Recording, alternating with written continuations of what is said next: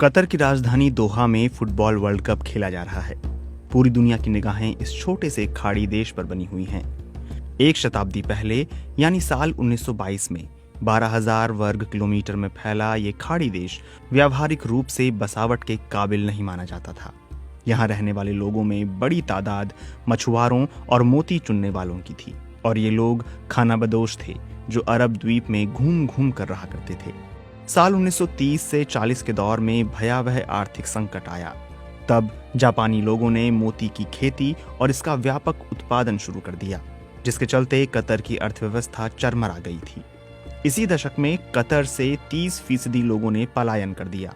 संयुक्त राष्ट्र के मुताबिक वहां की बसावट 24,000 तक सिमट कर रह गई थी।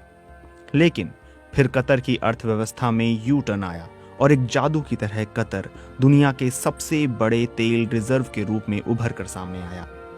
20वीं शताब्दी के मध्य में कतर के खजाने में तेजी से बढ़त होने लगी और वह दुनिया के सबसे अमीर देशों में शुमार हो गया। साल 1939 में कतर में तेल का पहला भंडार खोजा गया। इसे कतर का ब्लैक गोल्ड कहा गया। उस समय यह देश अंग्रेजों के नियंत्रण में था। तेल के एक्सपोर्ट ने कतर में अवसरों का अंबार लगा दिया और यहाँ तेजी से बदलाव और आधुनिकीकरण होने लगा। इसके बाद प्रवासी और निवेशक कतर में आने लगे, जिससे इसकी आबादी में वृद्धि हुई। 1950 में कतर की आबादी 25,000 से भी कम थी, जो 1970 तक 1 लाख से ज्यादा हो गई। जो देश कभी मछुआरों और मोती चुनने के लिए जाना जाता था, वहां की जीडीपी 1970 में 300 मिलियन अमेरिकी डॉलर से ज्यादा की हो गई। एक साल बाद ब्रिटिश शासन का अंत हुआ और कतर एक स्वतंत्र देश बन गया। 1971 में इंजीनियरों ने कतर के पूर्वोत्तर तट से दूर नॉर्थ फील्ड में विशाल प्राकृतिक गैस रिजर्व की खोज की। हालांकि 14 साल के बाद पता चला कि यह धरती का सबसे बड़ा प्राकृतिक गैस क्षेत्र है।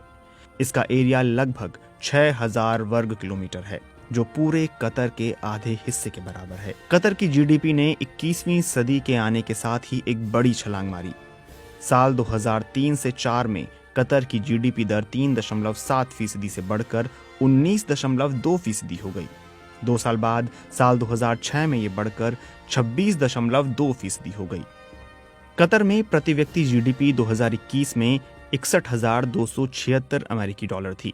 हालांकि इसके पीछे इस देश की छोटी आबादी एक बड़ी वजह है। कतर की जनसंख्या 3 से 3.5 लाख के आसपास है, जिनमें से ज्यादातर प्रवासी हैं। कतर सरकार ऊंचा वेतन देती है और साथ ही बेहतरीन शिक्षा और स्वास्थ्य व्यवस्था अपने लोगों को देती है। हालांकि हालिया सालों में कतर की अर्थव्यवस्था को नुकसान भी हुआ है और वह थोड़ी धीमी हुई है। भविष्य में इसके सामने कई चुनौतियां हैं। जीवाश्म ईंधन पर निर्भरता और वर्तमान में वह जलवायु प्रभाव को लेकर कड़ी स्क्रूटनी झेल रहा है। कतर के साथ एक राजनयिक विवाद के बाद सऊदी अरब, संयुक्त अरब अमीरात, बहरीन और मिस्र ने साल 2017 और 2021 के बीच नाकाबंदी की थी, जिससे कतर की अर्थव्यवस्था को नुकसान पहुंचा। कतर ने फुटबॉल विश्व कप के आयोजन के लिए 2 लाख मिलियन अमेरिकी डॉलर से ज्यादा खर्च किया है, जो इतिहास में अब तक का सबसे महंगा फीफा विश्व कप है। इसमें 8 स्टेडियम, एक नया हवाई अड्डा और एक नई मेट्रो लाइन जैसे इंफ्रास्ट्रक्चर बनाए गए हैं।